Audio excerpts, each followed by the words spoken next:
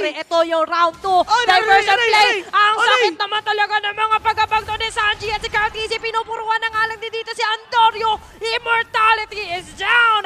Antonio, yung mga win. Si Oheb! Pero si Oheb nakaka-atras. Andyan na nga lang din yung mga items. So at I am play. Immortality is locked out na dito para kay Super Yoshi. Pero masisipa pa nga.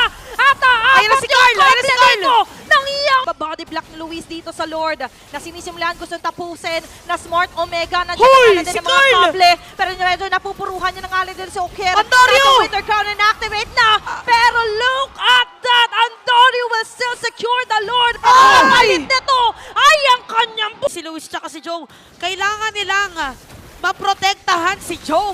pero sa ngayon, mukhang si Super Yoshi muna ang una magiging taya. Matatanggal na nga lang din habang si Luis ay nagba-buy time. Iniiwas yung trajectory doon ng minion na dala-dala dito ng cavalry. Pero mukhang doon na nga lang din siya madidil. Pero may diversion play pa. Nabasa dito ni Sanji. Ay! Nabuta si Sanji! Wala na siyang immortality! At wala na siyang kalalagyan doon kasi mabubura na nga lang din. Nandito na nga lang din si Carl TC. Joe with a free hit against Daddy JP. AOG out! At si Oheb ngayon, pinipilit labanan. Si Super Yoshi at si Louis. Kakayanin! Sa TLPH. Okay, i-clear out lang din muna dito ng TLPH ang ibang mga minion na dala-dala dito na Smart Omega.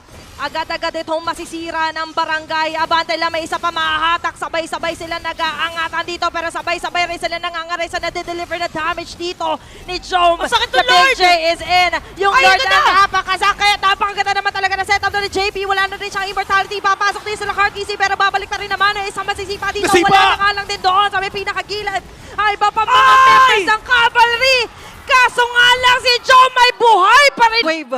Ayan, Oheb against the barangay. Medyo matagal-tagal pa yung mga death timers sa iba. Nahahatak pa si OF doon. Pinagtutulong-tulungan. Aabante, lalaban. Ito na, higante ng barangay si Carl